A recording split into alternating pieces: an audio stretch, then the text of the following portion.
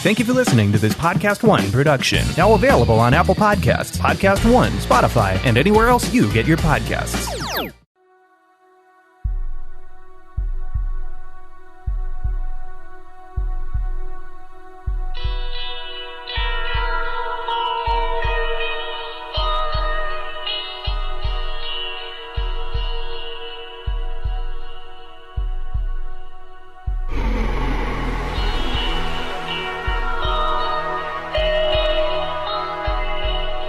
Hello and welcome. You're tuned into the best in paranormal talk radio. This is Darkness Radio. I'm your host, Dave Schrader, along with me, Tim Dennis. Hello, Tim. Hey there. Hey, I'm excited about today's show, and I'll go into that in a few moments. But first, I wanted to address something that I think ties neatly into today's program.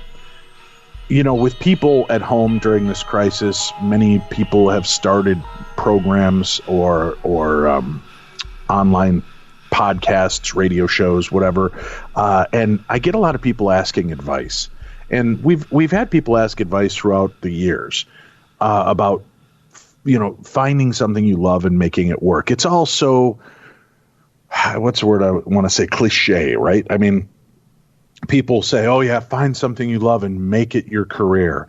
Well, that's easy enough to say, but it doesn't always work out that way. That's the explanation we get. Mm-hmm. Well, I'll tell you what, folks.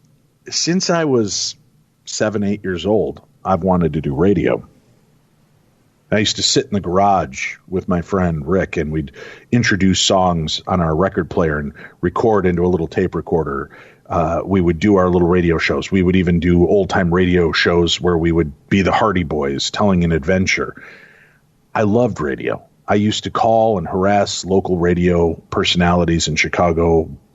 Larry Lujak, who I loved on WLS, he was one of my mentors and actually called me back and gave me his time as a teenager to ask questions about being a radio host, being on air, being a personality. And Roy Phillips. Not Roy. I'm missing two people. Wally Phillips from WGN, who was great, and Roy Leonard. And Roy Leonard really became a mentor to me. He would actually invite me into the station at WGN to sit there with him, watching him do interviews and watching him prepare for these shows. And then when I went off to college and met Tim when I was on KQAL, I would call Roy Leonard from time to time and explain the shows that I was doing, and he would give me some insights and some fun tidbits. And he was always very kind, compassionate, loving, but it was always something I wanted to do. So much so, Tim, that, and I've told the story, but for new listeners, I had gone to college because I found out I was going to be a dad. I needed direction. I needed something in my life, and I wanted to get an education so that I could find a career.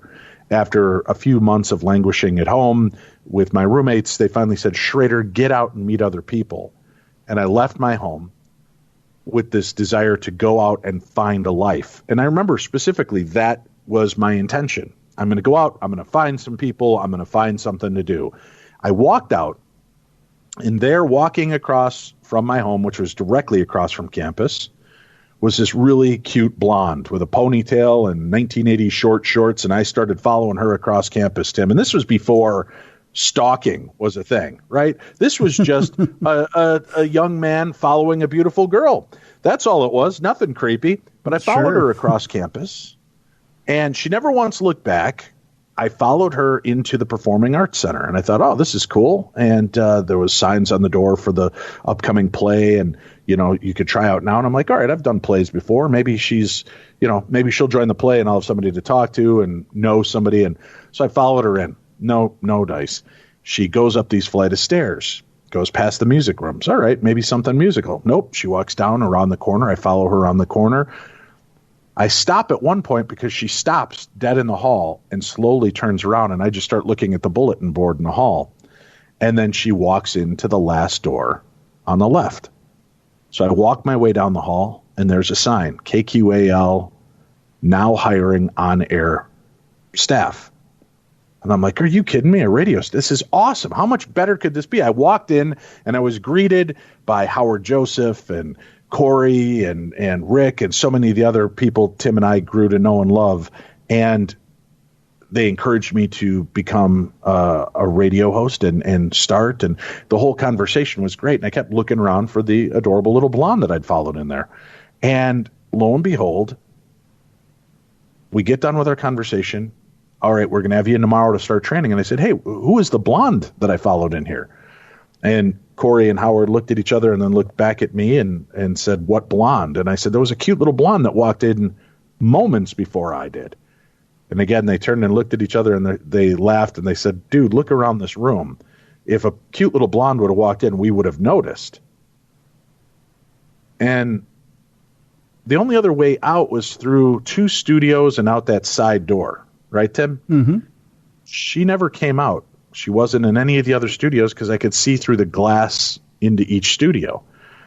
And I never thought about it really again until we started doing the show. But that's what brought me into radio to begin with. This strange, did I set the intention? Did God or the universe or something give me something that would draw me to this location, knowing I wouldn't find it on my own? And then radio happened, and I've been fascinated by it and did radio for a number of years at the college station with Tim and met Tim and Guy, the gentleman who has performed our theme song and created it specifically for our show. Met these wonderful people, did radio for a few years, and then I went back into the real world of sales. Tim stayed in radio, which was his passion and desire. After years and wanting to get back in radio, but not really telling Tim about that, Tim reached out to me and said, hey, I've got an hour-long spot open on late night Sundays, 11 to midnight. Do you want to do a radio show? And I said, sure, that'll be great. The 2 of us doing radio again. And Tim was open. He said, what idea do you have for a topic? I said, let's do the paranormal. And here we are almost 15 years later. How did we do what we did? You know, on the overall, I can't really tell you. We just put our heads down and we did it. I gave up my job. I gave up everything that I had at that point because this is what I wanted. This was my desire. This was my intention.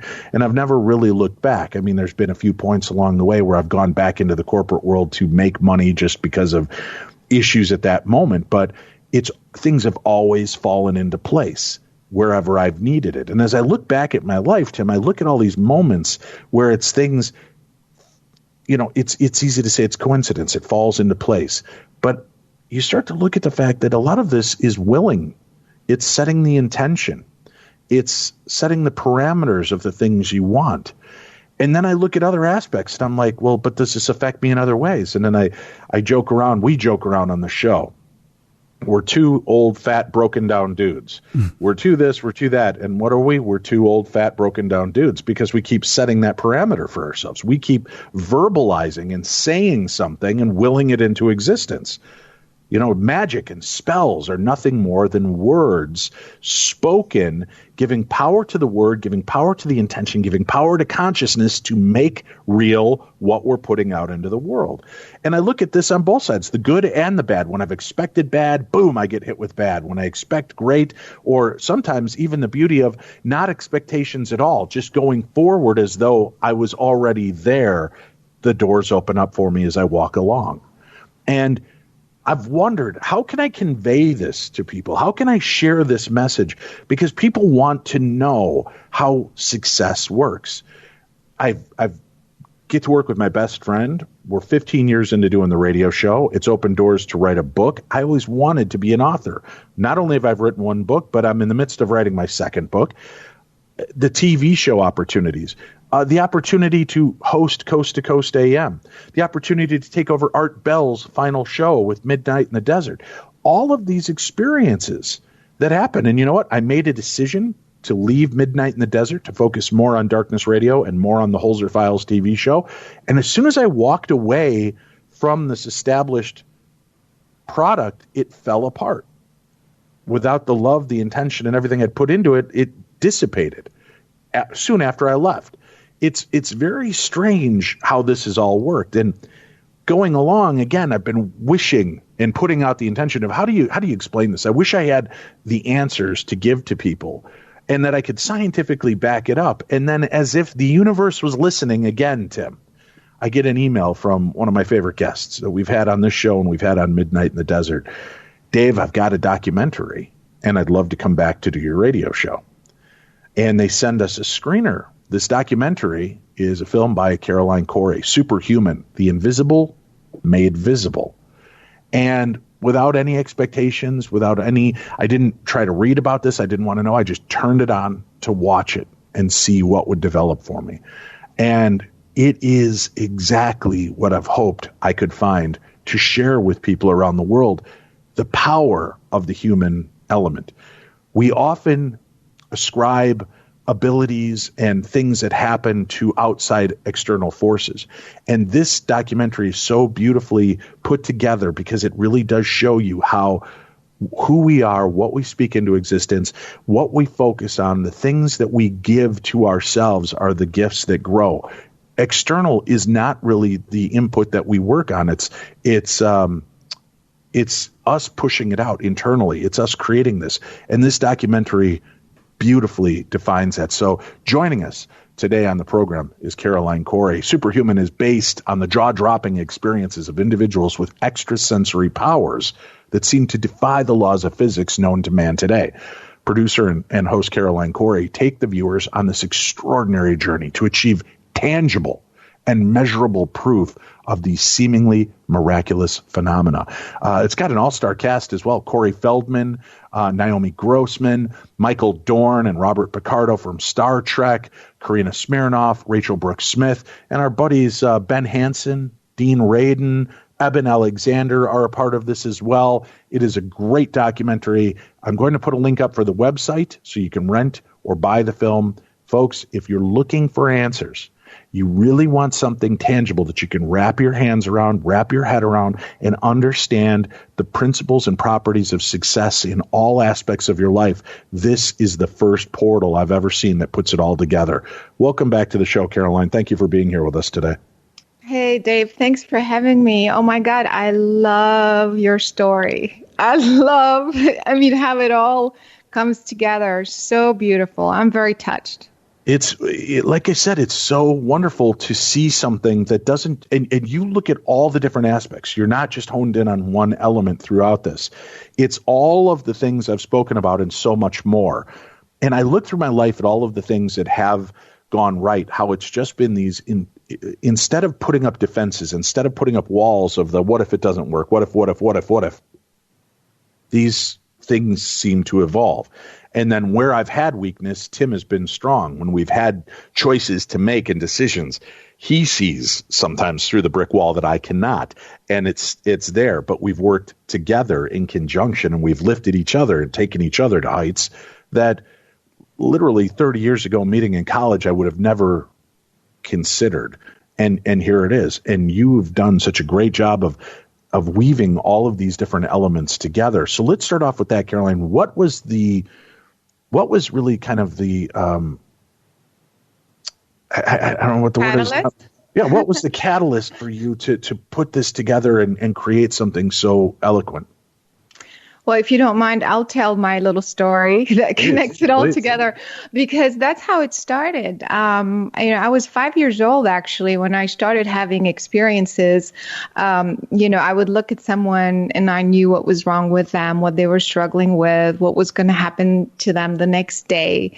I would hear their thoughts. I would look on the other side of the wall and I knew what was there. Things like that. But I also had an experience at that age when I kind of connected with beings. I saw beings who came to speak with me. And of course, we were communicating telepathically.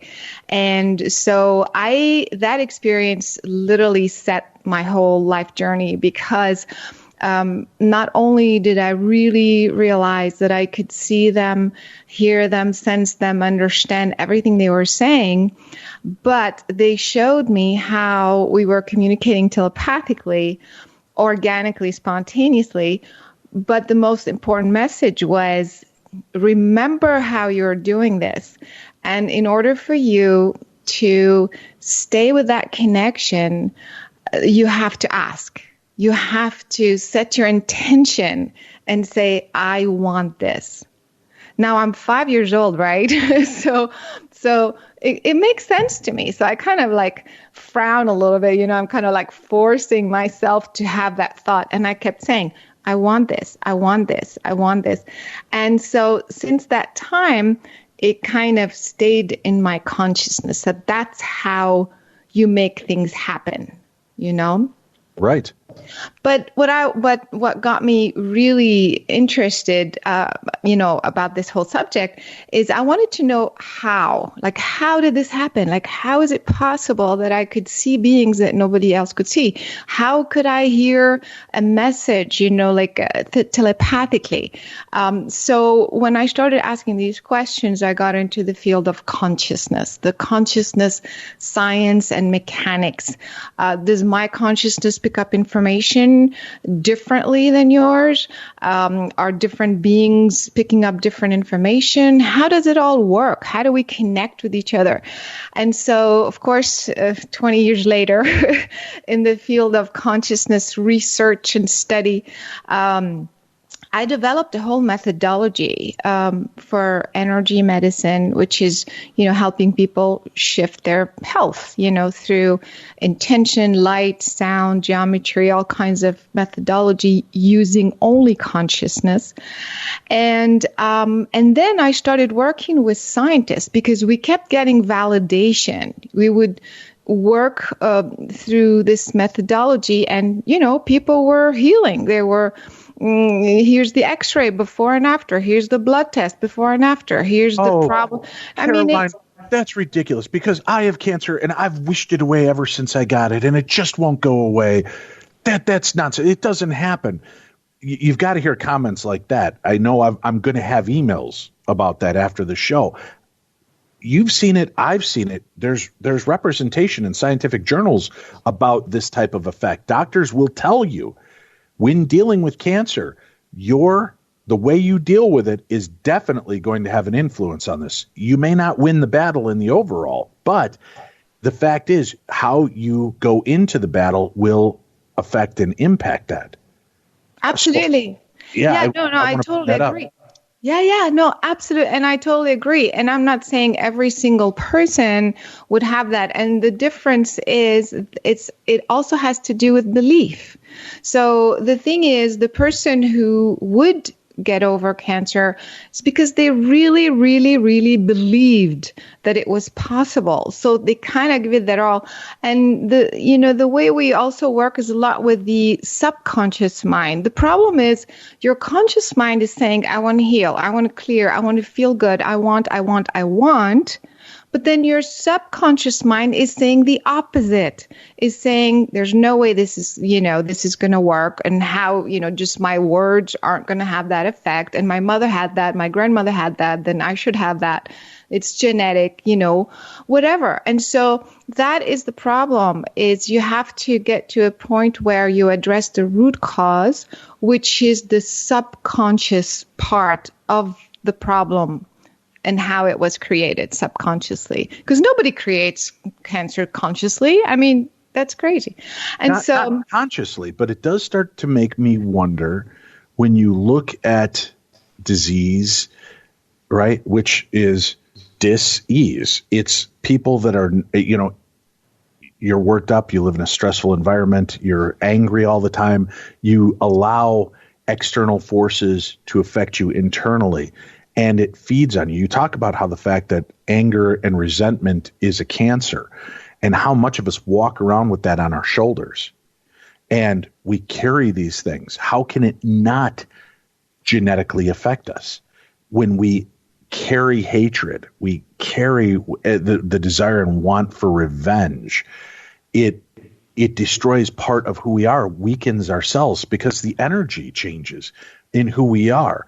I've got to guess that even though we don't will it in, like we're sitting there going, I want cancer, I want cancer. We're not doing that, but we're doing other things. We're eating the wrong words. We're saying and thinking the wrong things. Instead of emboldening ourselves, we're actually tearing ourselves down and allowing this dis-ease to start to tear us apart. I mean, is that a fair assessment, do you think?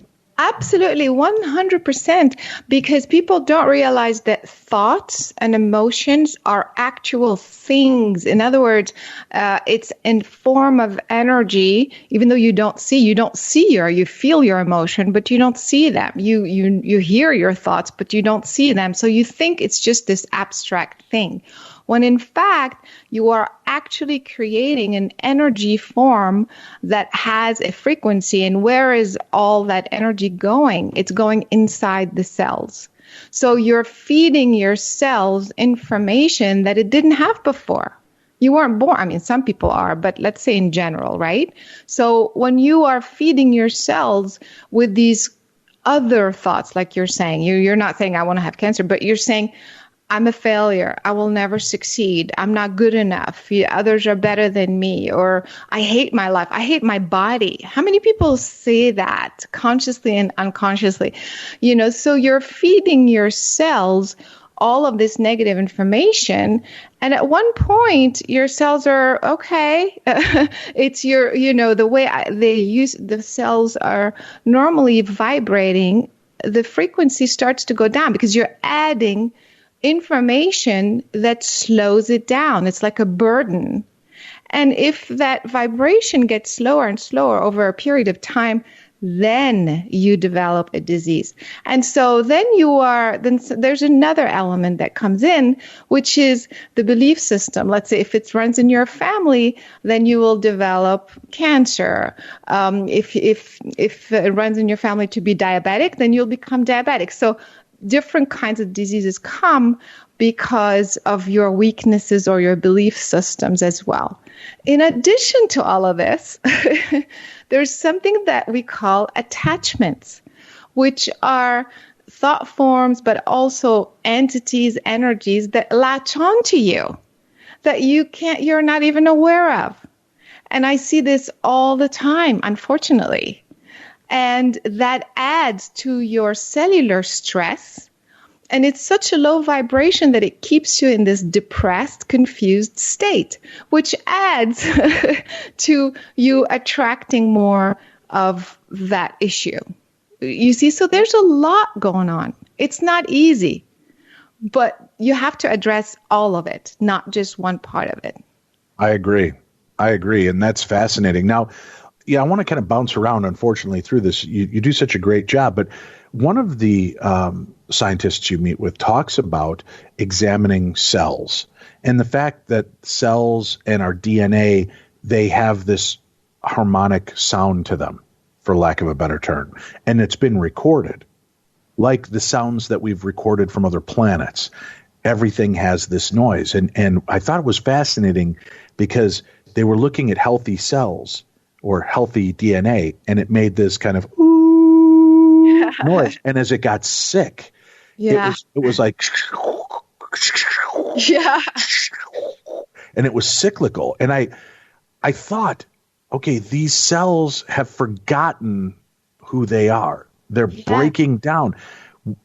If we knew, like stem cells, right? Those are the pure, unadulterated, kind of unfiltered bioengineering chemical that we need that can reinvigorate health because it's isolated. It's taken at a moment that allows, right, for the body to remember, oh yeah, that's what we're supposed to be. And I wonder if we took that harmony of the sound of our healthy DNA, not Caroline Cory's, not Tim Dennis's, but Dave Schrader's healthy DNA, and we bombarded ourselves even for 10 minutes a day with that sound, would it reignite sick cells to, oh yes, and kind of like taking a pin that is not magnetized, rubbing it on a magnet, and then taking it over to a paperclip, and how all of a sudden the paperclip clings to the pin. You've changed the parameters of that item. You've changed the parameters of your DNA to teach and re-influence that DNA what harmony sounds like, what a healthy cell sounds like. Do you think that, and I know that there is music and color therapy that exists out there, but I don't know if it's done this way. Do you think we're far off from that becoming an actual modality of science? Actually, there are people doing something similar to this, but what you're referring to is really resonance and what we call entrainment. So you're taking the vibration of that is a lower vibration, and you put it next to a higher perfected, let's say, for lack of a better word, vibration. And when you put the two next to each other, the dominant one is going to change the lower one to match its frequency, to match it. So it will bring up the vibration that is lower simply by putting it next to each other. So people can look that up, entrainment. This is done all the time. And so I was fascinated when I looked everywhere for a scientist or somebody, a researcher who had knew that the cells had a vibration. But I wanted to demonstrate it in the film. As you saw, Dave, the film is not just about talking about theories. It was about demonstrating and experiments and things like that. And so when I found Dr. Jim Bzewski of UCLA, that he had actually extracted the cell's sounds, it was really like evidence that when the cell is healthy, it emits that frequency as opposed to when it's not. And so they're using this technology already to detect, speaking of which, the signature of cancer. And so they use this technology because they know the signature, the sound signature of cancer. And so they can scan the body, if you will, or one cell for that matter, and see if that frequency exists and extract it, or use a technology like you're saying to bombard it with the proper cellular vibration to basically take out the cancer's signature. Does that make sense? It does. It does. And it's fascinating that is a possibility. Well, not even a possibility. It is reality. It just, I don't know that we've caught up to that level yet. And unfortunately, I don't mean to sound cynical. I don't know if the medical community will ever see it, because I don't know if you can trademark or patent that in a way that you can treat it as a medical treatment. You know what I'm saying? Yeah. That it can't be something that people can synthesize at home, literally synthesize. I look at, my mom, who unfortunately lost her battle to cancer, going on 4 years now. I remember when I was a teenager, she had a mole on her back, and this mole just kept getting exponentially larger. And she is a nurse. She, nurses and doctors are the worst patients. She kept putting it off. She finally had an appointment to go to the doctor. My dad and I were insisting on it. It was oddly shaped. It was getting bigger, and it appeared to be a form of skin cancer. And I remember in the morning, my mom calling me up, and she says, "So the damnedest thing." And she goes, "I guess I'm not going to the doctor." And I said, "Mom, knock it off. You got to go to the doctor. You got to get this checked." And she goes, "I was going to, but look at this." And she holds out her hand, and there's this little like raisin thing in her hand. And then she shows me her back, and there's no mole. And this thing in her hand is the mole. So how did you do it? I don't know. She said, "I was so concerned. I'm not going to have cancer. I'm not going to have cancer. This is not cancer. This isn't going to get me." She kept saying that to herself. And she told me that. She kept telling me, "I'm going to ignore it because it's not cancer." And it wasn't until it got bigger. But when she knew she had to go into the doctor, her fret and fear of going in at that moment. Now, I know people are going, well, maybe 15 years ago, 20 years ago, 30 years ago, when she had that happen, had she gone in, Dave, they'd have found the cancer in her body. No, she died of lung cancer. This was something totally different. But it was there and then gone. And she talked to the doctors at the hospital that she worked at and explained what had happened. And they threw their hands up in the air and they said, miracles happen. We just have no explanation for everything that the body is truly capable of doing. And that stuck with me. And I thought, wow, that's insane that even doctors are willing to submit to the fact that the body can do much more than we give it credit for. The mind can do much more than we give it credit for. Exactly. That's exactly the point of all of this is, then you'll say, well, wait, if that works, then it should work across the board. No, because of what I just said, that you don't know what's in every person's head, not, you could take 10 patients that have the exact same skin cancer, right? And you give them the exact same treatment. They're not all energetic treatment through intention, through this and that. They're not all going to react the same way until you go again to a subconscious level and make sure it's aligned with what they're saying and what they want to accomplish. It's much more complicated than just saying affirmations. It's not so, like intention, I'm just going to keep saying it, It's going to work.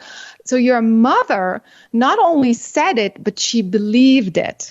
So even like she did not allow any other conscious or unconscious thought to even come into play. She was like, this is it. And that's why she was successful. And I watched the opposite when she developed her lung cancer. As it slowly started to degrade on her, I watched and I said, Mom, you could fight this. And she's like, oh, yeah, I'm going to. But you could see in her eyes and in her resolve that she already believed she was dead. And it was just a matter of time. And she said what she wanted us to hear, or she said what she thought we wanted to hear. But I never once believed in my heart that she was going to she kept saying, I'm going to be around to dance with my grandkids at their wedding, or my great grandkids at their wedding. And which would have been wonderful, but you could see she was saying lines that had no meaning to her. She had already resolved herself that this was the end. And, we as a family had a discussion about that where she was on her bed in hospice. And I finally said, Mom, I get it and I understand. And you don't have to stay here for us anymore. If this is a problem and everything. And like magic, Caroline, that day, everybody that meant something to her showed up and said their hellos and their goodbyes and shared laughter with my mom, and she laughed along with them and talked. And although her speech was flawed, she could still communicate very well. And we all had a great time, and she went to sleep that night and then basically was comatose the next day, and we lost her the day after. So it was like she did what she needed to do. She said what she had to say. She laughed, she cried, she hugged, she kissed, and then got it all out of the way, and then finally gave herself permission to let go. And you could see that does have that effect, that impact. My grandfather, when he was bad with cancer and was hiding it from the family, the night that my mom and aunt were at the hospital with him, he would always say, okay, I love you, I'll see you tomorrow. When he said goodbye that night, he just said, I love you, goodbye. And they left. And my mom and aunt didn't even think about it until they got the call. And both of them said, you know what? Dad didn't say I'll see you tomorrow. He specifically said, I love you, goodbye tonight. Wow. Incredible. And passed away. So it shows that, we are in tune with who we are, physical, mental, spiritual, but we have to move pardon my French, we have to move all the bullshit out of our way. Yeah, absolutely. And you said it. It's exactly that. Like you can tell, somebody can say, I love you, but then you can feel that's not really what they mean, or there's something wrong with what they're saying. In fact, this gets us to the other experiment we did in the film, which is the vocal analyzer, where we analyze the vocal frequency of the person, and we could see the patterns that the voice was creating, because the voice has a signature, and it's a very unique signature to you, just like a fingerprint. And so even in healthcare, they found this technology where through analyzing your vocal frequency, they can detect imbalances, even cancer actually, for that matter. And so they're using it for that, but also to detect some imbalances or pathogens. Could you just imagine, instead of going to get a blood test, you just go and speak into a microphone, and you get this whole analysis, and then you know what you need to fix.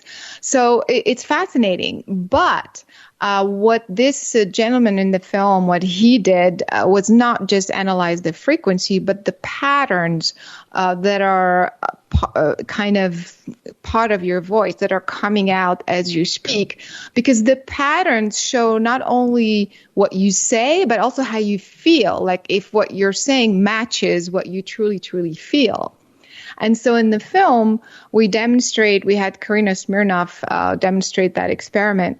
So when she talked about really positive things and happy things, the patterns were very harmonious and beautiful. And then when she talked about fearful things or things she was struggling with, it just became all chaotic, to the point where even when she said, I love the color yellow, the patterns on the screen were turning yellow. So literally what she said and what she felt became reality. I mean, to me, that was another experiment that was very, very cool. Yeah. Now, I looked at that, and being a radio guy, and Tim, you'll I'm sure understand this as well. I didn't understand parts of the experiment, Caroline, just because I thought, well, if you're having somebody speak about something that upsets them and something that stresses them out, their voices are going to be you'll hear the tension in my voice as I talk about my mom dying. But when I start talking about my grandchildren and how much I love their hug, you can hear the vocal resonance open in my throat. You can hear it. So are we really seeing a pattern that is something that links to other medical issues other than just the vocal intonation? Because, Tim, you can see that in wave formats, right? You can see stress in pressure. And then you can see... And I don't mean to interrupt, Dave, but especially, Caroline, if you look like right now when we're recording, I'm looking at both your voices in an editing program. And as you're speaking, I can see that your vocal intonation is different in wavelength than Dave's is. So even when you talk to Dave in certain tones, when you go down an inflection, up an inflection, even my tone is different than your tone. So to add to Dave's question, even when you're talking in a stress tone as opposed to a happy tone, those wavelengths show physically or can show physically even in an editing program. Yeah, exactly. But you see that more as a wave, right, Tim?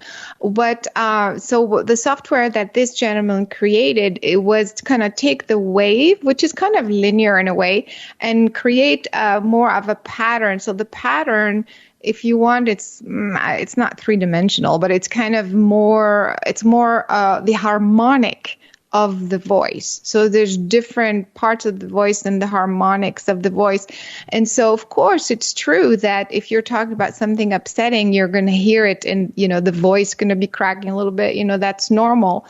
But if you can also detect if what you're saying is truly sincere, obviously when you're speaking about your mother, you can tell and you can feel it's sincere. But if you're talking about, lecturing about something, that's didn't really happen to you, but you're talking about it as if it happened to you, for example, as an example, then that disconnect should also be detected, can also be detected with the software. So maybe, Tim, on your graphic, you won't see that fluctuation. Maybe it's possible. Well, I should clarify too, and I don't mean to interrupt too. When I look at things in a wave, I look at things in terms of volume. So when you talk about in sadness, your voice tends to lower in volume. When you're talking about things when you're happy, your volume tends to increase. So there are certain things with volume where I can catch you, in certain moods, your volume does increase and decrease, and with that, I can tell moods just based on where you are in a volume spectrum, and that's really all an editing program does. Yeah, but can you tell the difference between authenticity and not? Right. No, we can't see the truth or lies in that segment. But the question I had, though, is, don't we need a focal point? Don't we need a baseline of the voice in order to detect what the voice sounded like, what it records like without a person having cancer or an aortic blockage or something, so that when we play that voice again talking about something, we can look for the subtleties in the frequencies that you're examining to see where those points are. Absolutely. And that's how you do it scientifically. You create baselines by analyzing thousands and thousands of, vocal samples and of, let's say, people who don't have cancer, what have you, and then those who do, and then you detect that signature that is common to the folks who have cancer, for example, and then you isolate that frequency. I mean, that's kind of how you eventually do it. Same with all the experiments that we run. We don't just take, just speak through a microphone or do whatever testing without this baseline.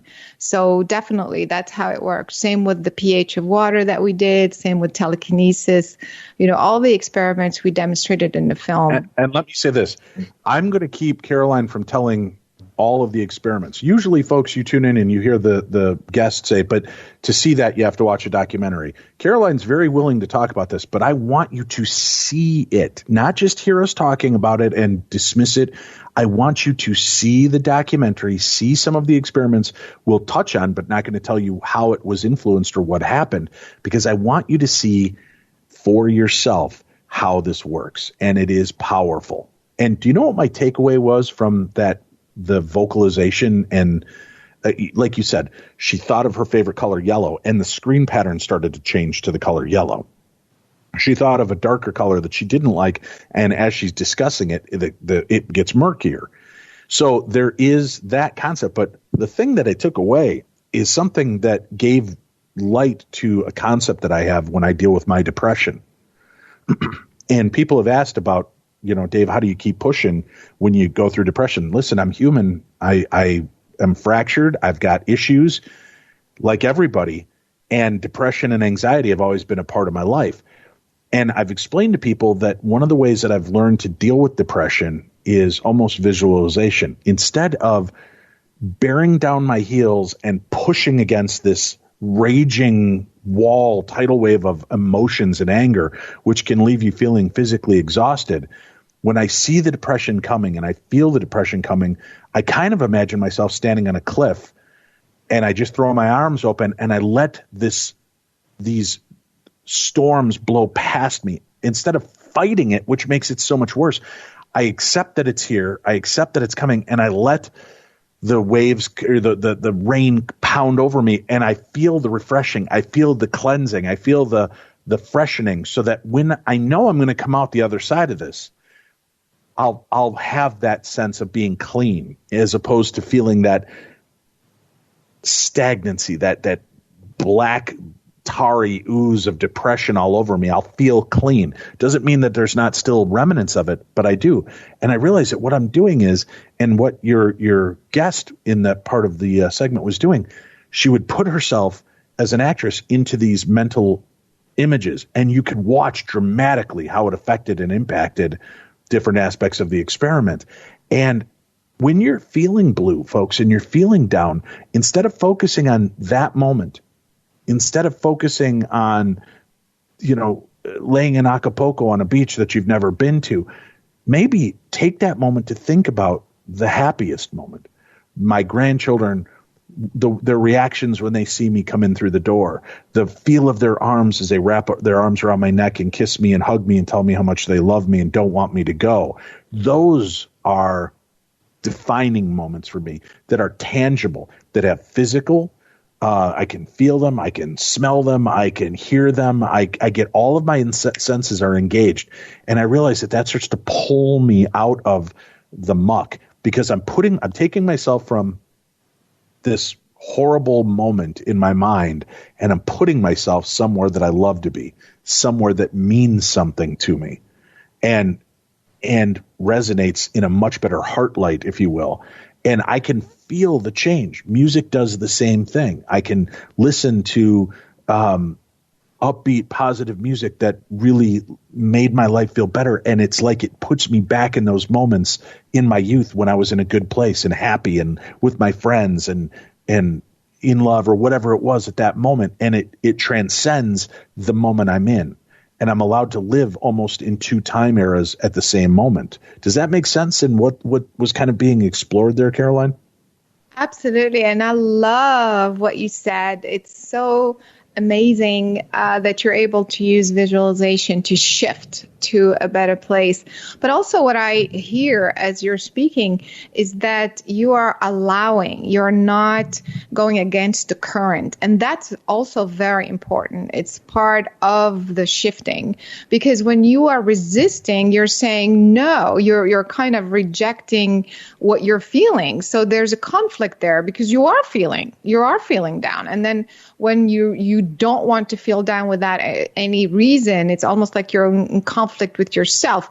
But when you just allow, you're kind of flushing it out, like you're saying. So that works absolutely. And so there are different techniques and different things. You are very good at visualization. Other people, like you said, maybe they need an external stimulus just to get them going, like put an upbeat song, just go quickly, like just start jogging just to get the chemicals, in your brain going. So whatever it takes to kind of shift you to a better place.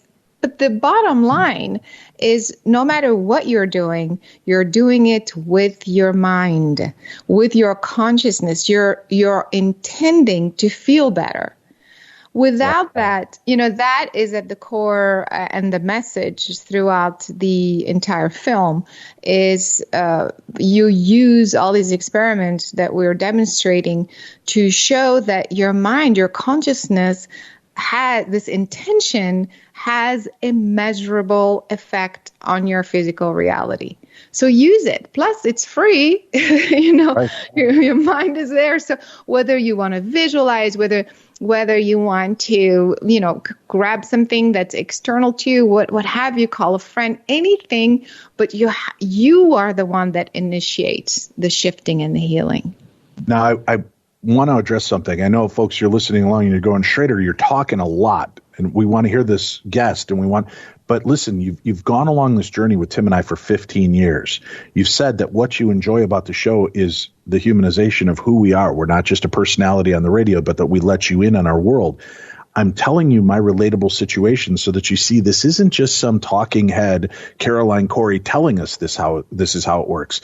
I'm showing you that it has worked in practical application in my own life, and that if it can work for me, who many of you feel connected to, who many of you feel you're like, because you realize this is not something, you're not isolated and alone in your feelings. Other people have had these sensations of happiness and sadness and depression and loss and anxiety and isolation. You feel like you're not alone because you hear Tim and I talk openly about this. That's why I'm sharing these aspects, so that you can see that this isn't just me blowing smoke about a documentary because she's our guest.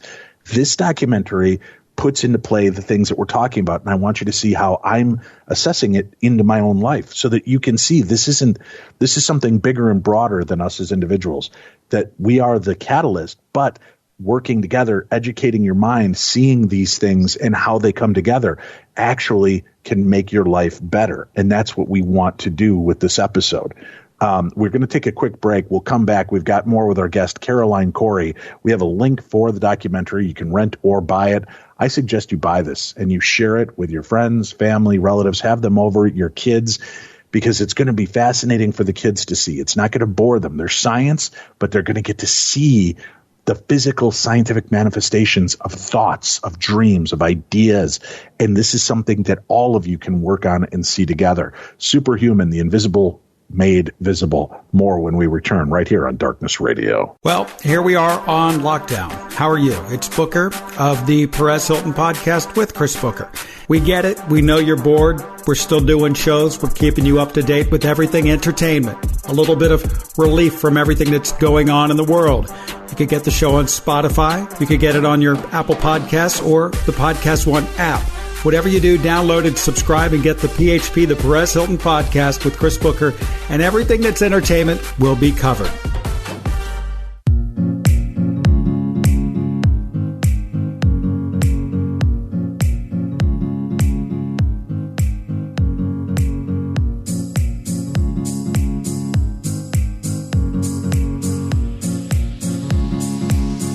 Caroline Cory, our guest today. This is a film by Caroline Cory, Superhuman, the invisible made visible. This documentary, I cannot convey enough, is important, and you should see it. And you should share it with your friends, family, relatives, neighbors, enemies, everybody. Because I think if everybody started to take a look at this, we've spent so much of our COVID time watching mindless brain chatter with Tiger King and Don't Fuck with Cats and these other documentaries that are train wrecks of humanity in front of our eyes, that it's now time to purge that and repopulate the brain with something that you can actually use in this time when we have more time to ourselves now than ever. This is an amazing coincidence for this documentary to come out at this point, because if we can share this, we shared all these other ridiculous documentaries that were fascinating to watch because of watching The Human Element. And let's face it, we watch them because it makes us feel better about ourselves. Thank God, no matter how bad our lives are, we're not those people. And watching this freak show unfold, in this case, you get to watch something that if we put 1/10 that energy into sharing with the rest of the world, these type of programs can change the world and can change the people within it. So please watch this documentary, contact Tim and I, let us know what your thoughts are about this, what resonated with you. Call our Voices from Beyond voicemail. Tell us what your thoughts were on this documentary. We want to hear from you, 651-300-4977. And we're going to talk about this documentary again in a few weeks. I want you all to have had a chance to listen to this episode, watch the documentary, and call in and tell us how it affected and impacted you. Will you be sharing this? I want to hear good, bad, and ugly on what your thoughts are on the documentary so we can understand what you might have missed or what didn't resonate with you as well. 651-300-4977. But I challenge each one of you to try this. Do it for yourself.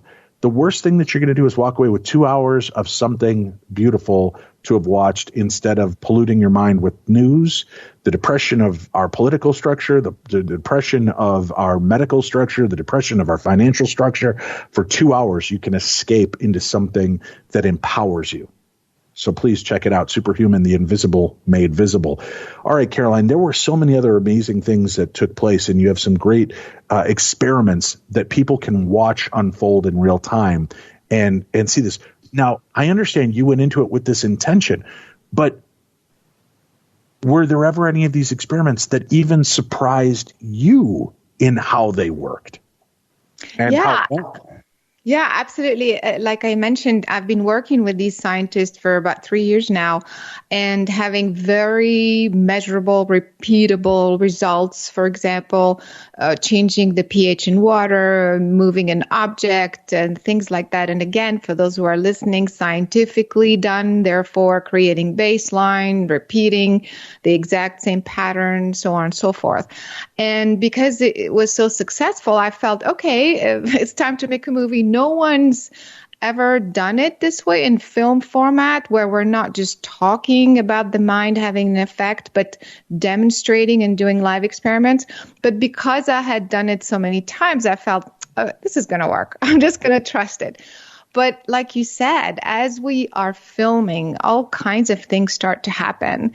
And don't forget, we have cameras around, we have lights and equipment, sound, people walking, production assistants moving around on the phone, scheduling things. So it is not the most calm or conducive to concentrate and do an experiment. And yet with that, I wanted to invite people who had never done anything like this before to see if even under those circumstances, we can still manage to demonstrate that. So that's why I invited random folks and also some recognizable names to do it live. And one of the most striking one was Rachel Brooks Smith. She did an experiment, the telekinesis experiment. Well, both experiments were mind-blowing. Yes, she did, yeah. Yeah, remote viewing and telekinesis. But the telekinesis was very visual. So we bring her in and literally in 2 hours, we teach her how to connect to this object, how to kind of figure out a way, because there's different ways to move an object. And so for those who are listening, the way we do this is really gradual. First, you put a piece of paper or foil or something like that, and you try to influence it with your hands around you. And of course, there's the magnetic field, so we know that. But gradually, you kind of make it more and more difficult. Then you put it under a glass container. Then you put it under a double glass container. Then you put two of them inside the glass container, try to affect one and not the other. Then you do it, in a Faraday cage. So we do it gradually. But what happened was, since she had never done it before, we're all sitting there watching, expecting, hoping. So she focuses on it and nothing happens, like for the longest time. And all of a sudden she starts to say, well, I feel like I want to play with this little piece of foil. I feel like I want to give it a name. She started giving them names. And then the second she said, I want to just project joy and love. And the second, Dave, she says love, that thing starts to move like crazy, and it just never stopped. And we're all, and we were all looking at this thing, because for the longest time it was totally still. And so, it was just like mind blowing how powerful that was to witness it when she kept trying and nothing was happening. And so even the crew at the end of this shot, this scene, came out and said, oh my God, did this just happen? And it was sealed under a glass container. And then she did it later, even more difficult. But that was kind of very, very surprising and really interesting. Same with the remote viewing. Right. And now, working on the TV show, I'm a part of the Holzer Files. I go with Cindy Kaza, the medium. And I'm so excited. I'm going to tell her to watch this documentary, and I'm going to tell her to have you on. I know she loves to do conversations on her live feeds on Facebook and on Instagram. But I think that she could bring another level of this to you as a medium. I wonder now how much of what she's doing is a form of remote viewing as opposed to, or maybe, listen, we as a people, we want to pigeonhole. We want to put things in a compartment and make sense of them.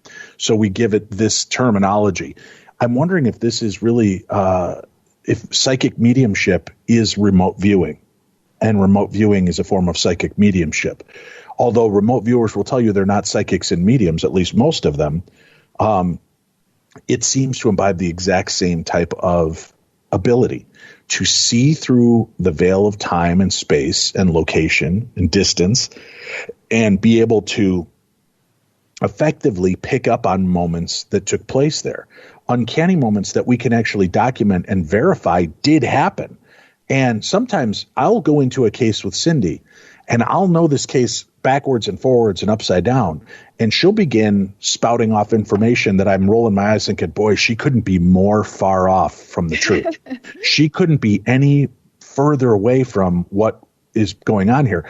And then a day or two later, I will arrange an interview with a historian or somebody who doesn't know Cindy, hasn't talked to Cindy, has no connection to Cindy, and I will start asking questions. And 9 times out of 10, they'll either offer the information up on their own and say, well, this happened once, which corroborates exactly what Cindy was picking up on. Or at the end of the interview, I go, can I ask you something, Caroline? Cindy was picking up on horses inside this house. Why? Oh, actually, that's funny that you bring it up, Dave, because the owner was very eccentric and loved her horses, and the horses came inside at night to sleep in the house. So she did.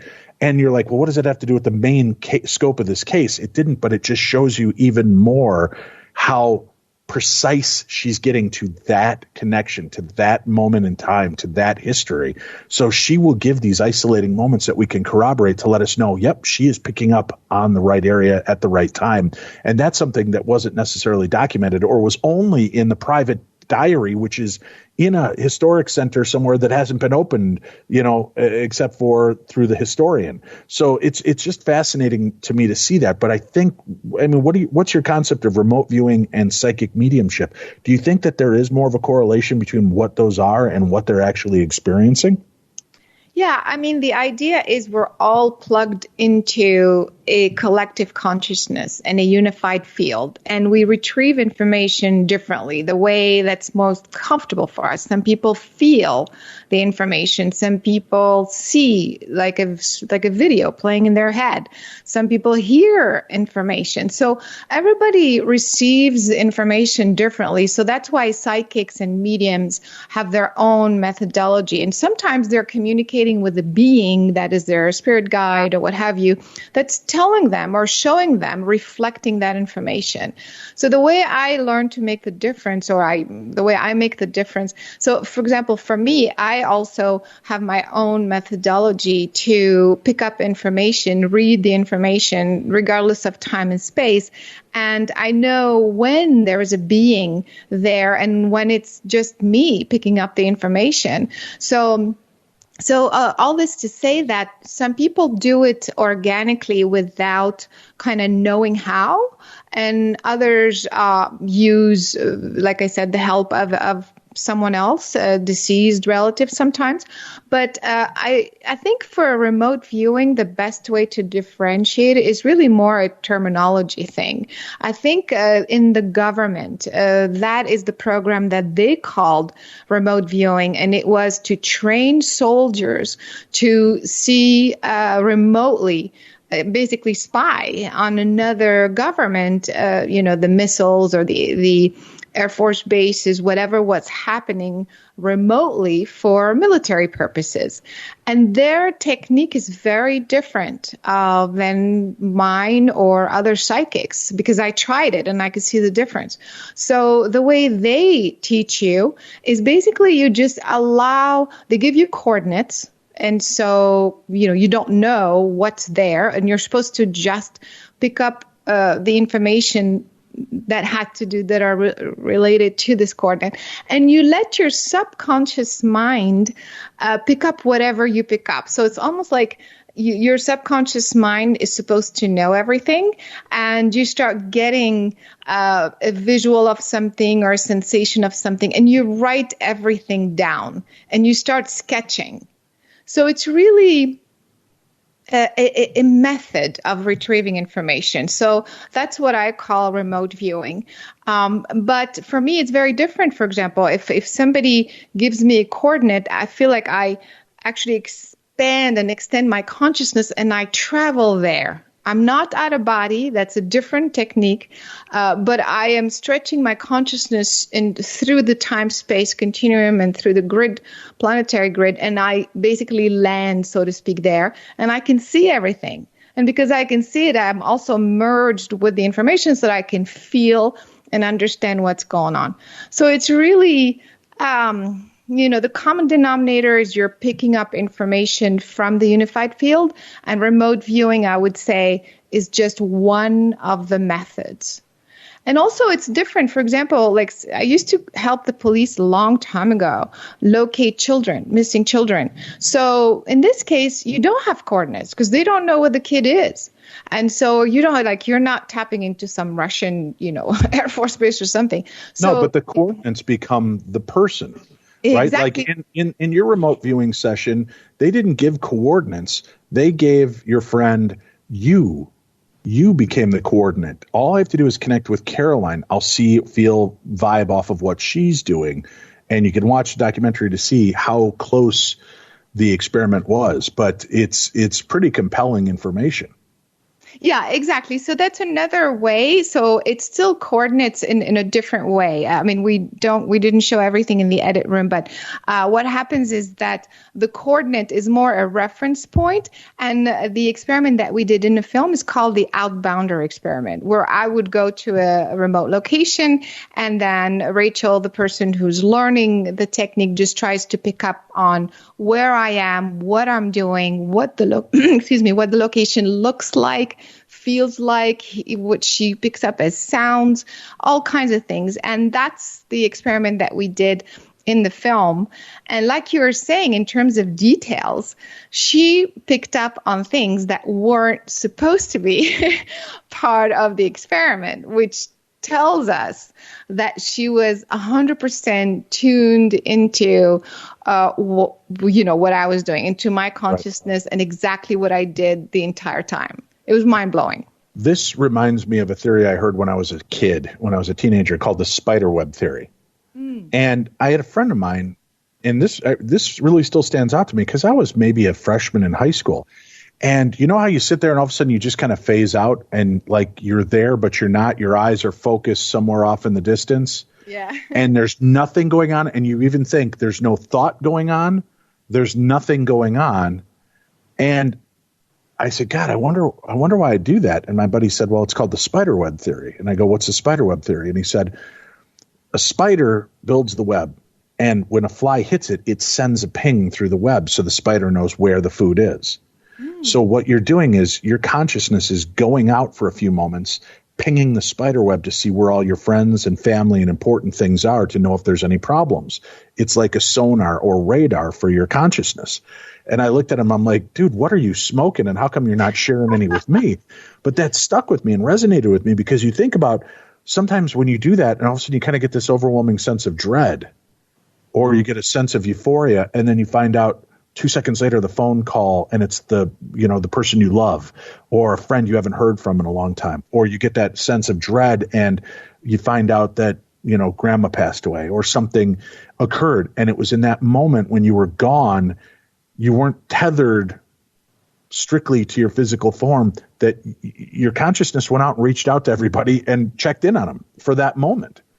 That's an interesting, go ahead. Yeah, and I was just going to say, I mean, that stuck with me. And I think that's kind of a form of what remote viewing is that we're pinging the spider web. We're using that echolocation of a bat to kind of ping and see the outline, that radar outline of what it is that we're looking for, getting that sense. And when you step away from yourself, that moment when you phase out, you're not trying to do it. It just occurs. And when you just because I took that away from your documentary as well. It was in the moments when not when you're trying, but when you're beyond the moment of trying that things start to happen. Exactly. When you just let go. Yeah, it's an interesting way of looking at it. Or, to me, it's the idea is that we have the physical body and the physical brain, and it's tuned into a specific frequency range. We see certain colors, we hear certain range of sounds, but we're not just our physical body. So our consciousness expands and extends beyond that. And the consciousness is unbound by time and space. So your consciousness is everywhere. So it's actually picking up all kinds of information all the time, but you're not paying attention because it's not relevant to what you need right now. You're having to drive your car or make food or whatever. So it doesn't matter what's happening on the other side of the planet right now, But as soon as you relax and you just let go and you quiet down, the brain becomes in tune with that external aspect of you, which is everywhere. And it starts to pick up the information that's relevant to you. And that's how all of a sudden you feel something or something happened or think of someone, the phone rings and things like that. Yeah, absolutely. Very cool. What to you going into this? Obviously, you set your intention for the story that you want to tell, for the experiments you want to try and see how they tie together. What were some of the most surprising moments to you in putting the story together? Yeah, like I said, how incredibly fast people were able to learn and do it when they had no prior experience at all. And again, under the worst circumstances of filming with cameras and strangers looking at you. So that was I was very pleasantly surprised, of course. And also, some people said, well, as you're filming, how do you know it's going to work? And this is kind of the part where I truly believed that, and of course, you can basically do the scene over and over, but we were able to capture things pretty much right off the bat. And I attribute that. So it surprised me how quickly, I want to say, it came together, how quickly people were learning.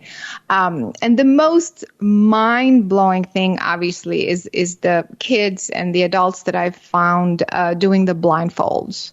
That section of the film, to me, is the most convincing, validating that you can pretty much do anything with your consciousness, with your mind, to a point where even a blind person can relearn how to see.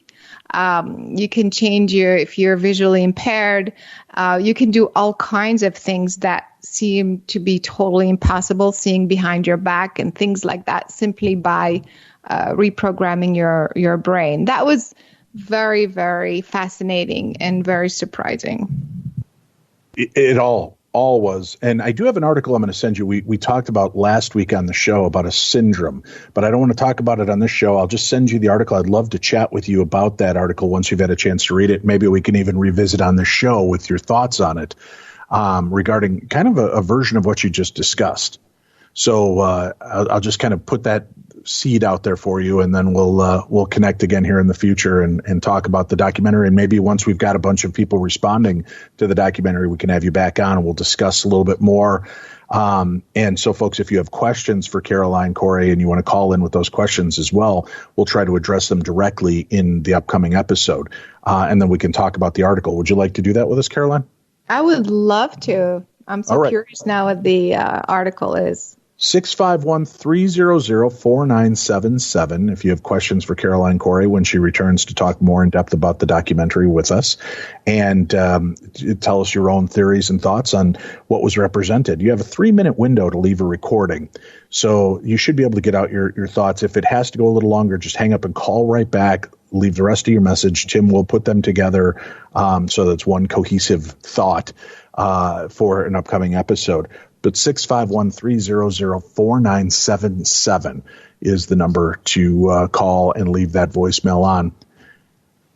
There was a couple other points I wanted to touch base with you on, but there's just so much. Look, here's a fascinating, I love your concept on this. I've been talking to some friends. Obviously 2020 has been a year of high anxiety and high stress for everyone, right? For sure. And something strange about this year. Tim and I have discussed it in the last few weeks on the show. It's gone by amazingly fast. Yeah. Right? For something that's filled with so much tragedy. Usually when there's a death in the family, it feels like the next few months are in slow motion. Everything is drawn out. When you're in agony, you're in despair, you're in depression, everything is slowed down, it seems. But yet we're getting through this so quickly. And I mean, March, we closed down the world pretty much. And here we are, 5-6 months later. And how did that happen? How did 6 months go by like that? But you've got the focus of all the people basically in the world going, I just want 2020 over. I just want this year to go by. I want it to be done. I'm wondering if we're all influencing time as we know it as well.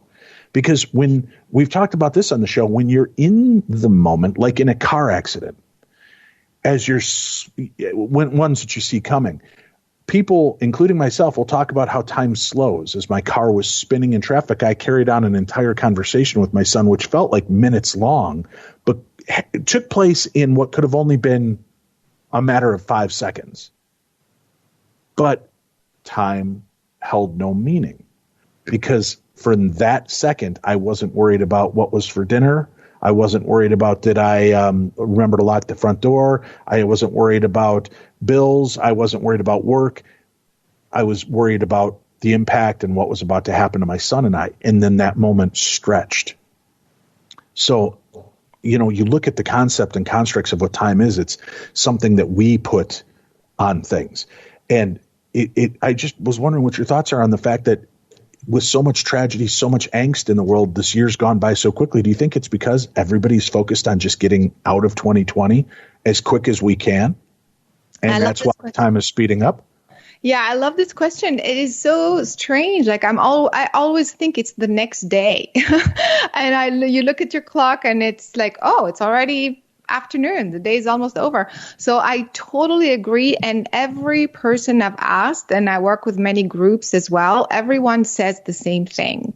So I think there are two things going on. There's actually one of the techniques that I use in healing is called time suspension, where basically you suspend time and you go back to the time just before trauma happens, just before. And you change what happens next. So let's say you're in a car accident. You can't stop the car accident from happening because it's already happened. But the way you've experienced it and what the repercussions of that car accident, that you could change because that is your subjective experience.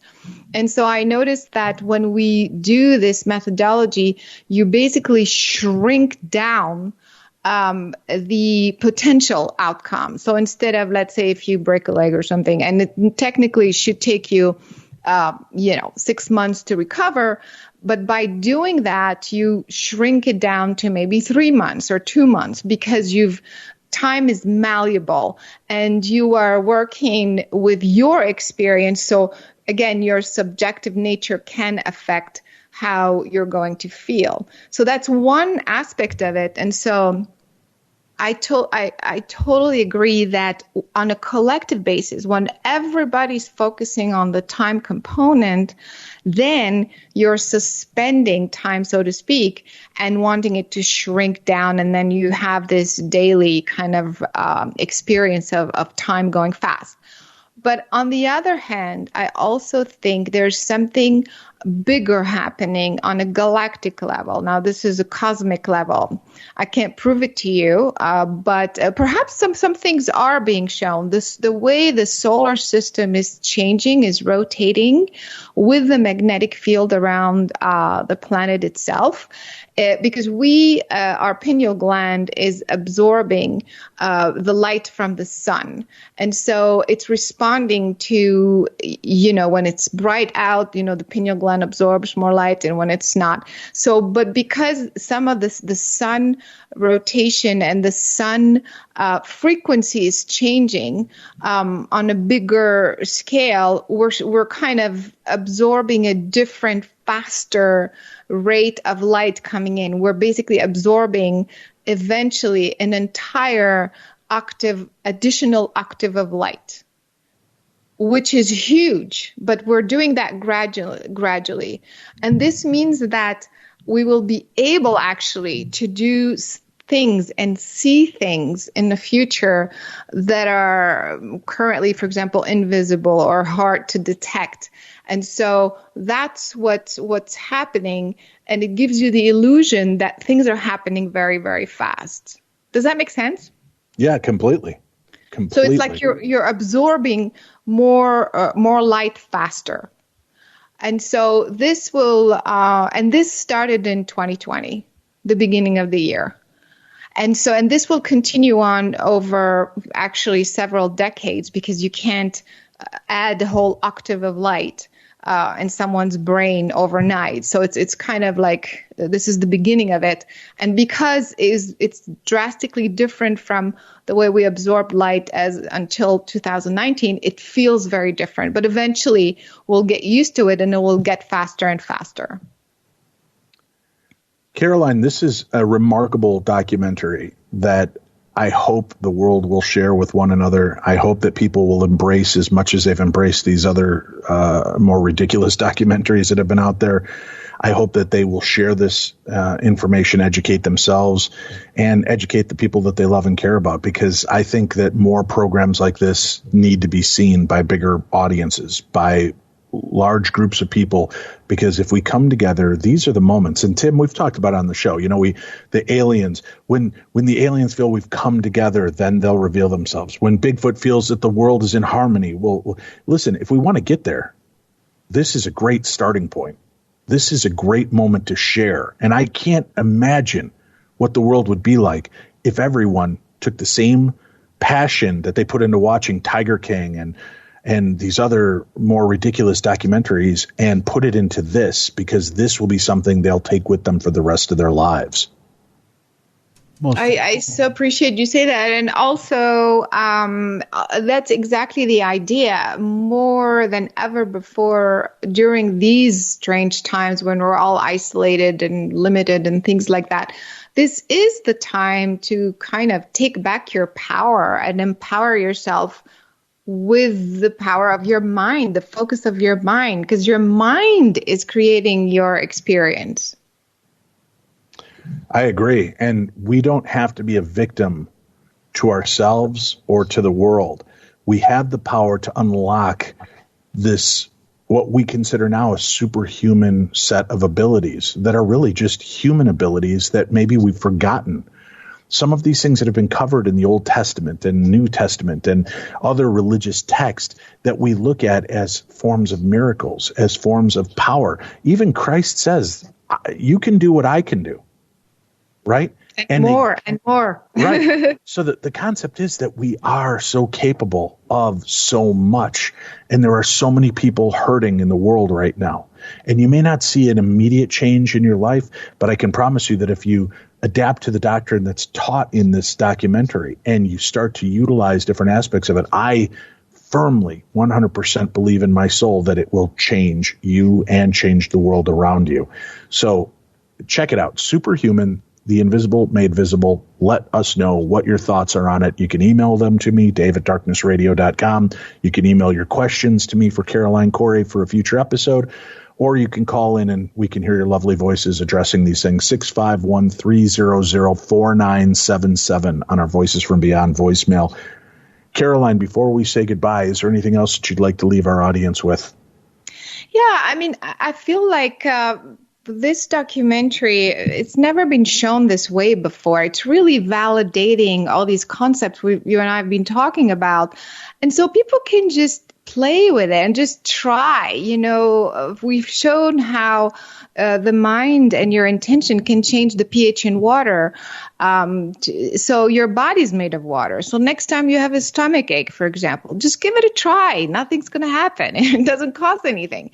So try to shift the chemistry of your stomach maybe. Or if you have a headache, just try it. And by just doing these little exercises, then try to play with, spoon bending or telekinesis. It's not about these objects. It's about you. It's about what you had to do to manifest this result. And if you manifest it on a piece of paper, if you made a piece of paper move, it means you have a measurable effect. So use it on your body, use it on your mind. And if we, like you're saying, if you do that for yourself, then you can start doing it for your family. Then you can start doing it for the world when groups come together. That's been proven scientifically, the power of prayer. It's the exact same thing. Is the intention is shifting the outcome of physical reality. So I just hope that people will just have an open mind and just be empowered enough to give it a try. And listen, I want to address something, and I don't want to. I'm trying to figure out how to say this sensitively. We've been doing prayer and healing requests on this show for 15 years, and we've seen some startling results. Many of you, how do I want to present this? Many of you will treat Tim and I like we're holy men, and you'll specifically write to us privately and ask us to pray for you and to pray for your family, but you don't want it public. It's as though you're empowering us to have this superhuman ability to make things better for you. You can do it. You can ask in a public way, or you can pray for yourself or pray together with your family, your friends, whatever. That doesn't mean you have to stop asking Tim and I. But there are points when people ask, I wonder, well, you realize I'm not an ordained minister. I'm not a religious leader. I'm Dave Schrader, who hosts Darkness Radio and stars on the Holzer Files. I will share these things, but when you ask for the private prayers, I'm always happy to do it, and I do each and every one when I see them that you request privately. But I want people to stop feeling like they don't have power in their own lives to make changes, to reach out, to ask for help from God, the universe, Mickey Mouse, Ronald McDonald, whoever you believe in, whatever your faith gives you those steps towards. And you can do this. You can ask. You can put yourself into these moments. And it's not just in asking and seeing the prayer itself. What we talk about is something called, it's beyond visualization.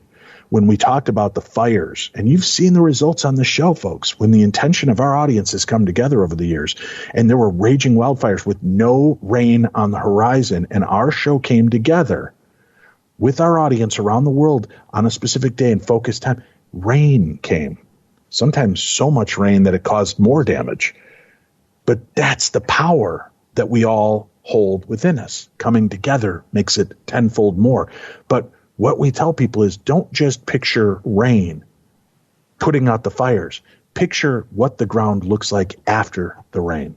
Picture the regrowth of grass, children running on the grass and playing, animals living safely in that environment again. Take it not just from the visualization of the fire and focusing on the ugliness of it. Focus on that, focus on the quenching rains, and focus on the aftermath of it, of what the beauty can be once it's done. Because that's the true key to the secret that was so big in the 90s, the secret. It's not just putting out to the universe what you want. It's putting out to the universe what you want and seeing yourself getting it, seeing yourself at the end of it once you've set that goal. Not just what I want. You want that big screen TV? That's great. See yourself watching that big screen TV. You want the love of your life? Don't just want the love of your life. See Caroline Cory. See yourself holding her hand. See yourself loving her. Those kind of things. It's taking it that one step further that helps to evolve the secret, that allows you in that door, right? That was the one part that they never really gave you. They gave you the catalyst, but they never gave you how to see it through. This documentary does, what I'm saying to you does, see it through to the other side so that you get the entire picture. And that's when you'll start to see more success in your life. But it's like any muscle, you have to work it. You have to put time and effort into it. You can't expect to do it once and get the results that you're hoping for. But as you see in the documentary, some of the experiments are done just once, and they are unbelievable. So that means you need to focus on these things. And if that's possible for any one of those people, there's no reason it's not possible for you. Stop limiting yourself and saying, but I don't have those abilities, Dave. I'm as psychic as a doorknob. I'm this, I'm that, I'm the other. You are what you believe. You are what you talk into existence. So if you believe that this is what you are and that you're limited and you'll never succeed, you'll never get the things that you want or desire, then that is the life that you will continue to create. And you'll continue to put walls up around yourself that will keep you from getting what you want. But when you see the potential of what you want and what it'll feel like to have it, see it, be it, achieve it. And that sounds corny, but it is reality. I am a living proof of that. Tim is living proof of that. Our lives aren't perfect. It doesn't mean that it works in every element, but I can tell you the things that I've focused on most in my life, I have. I wanted a big family. Between my wife and I, we have 11 children. I wanted the love of my life. I married the love of my life. I wanted radio. I got radio. And I got it with my best friend. And it's 15 years old. And I've gotten opportunities. Tim's gotten opportunities. Things happen because we continue to move forward and see it. So I hope that you'll take what we've said today and what this documentary can teach you, and you'll start to see a new world surround you. And we can all truly get through this new, what's the word I'm looking for here, this new normal. And we can restructure the new normal into something that's livable for all of us. So Caroline, thank you again for doing this documentary. We'll look forward to talking to you again soon and going a little deeper. Thanks so much for having me. You know, I just loved every minute of it. I love your energy. I love what you're doing. Thank you so much for being out there and speaking your truth and bringing this very profound and empowering and timely message. Thanks so much for having me. Thank you. And thank you for tuning in and allowing us into your life. And I hope that you've spent the entire time listening to this program and that you'll revisit on an occasion this episode and share this episode. If you never share another episode of Darkness Radio, that's fine. Share this episode and share this documentary. Superhumanfilm.com is the website. Superhumanfilm.com. You can rent or buy it there. We have a link for it in today's program guide. Thank you all again for being part of our world, and we'll see you again right here next week on the best in paranormal talk radio. That's Tim. I'm Dave, and this is Darkness Radio.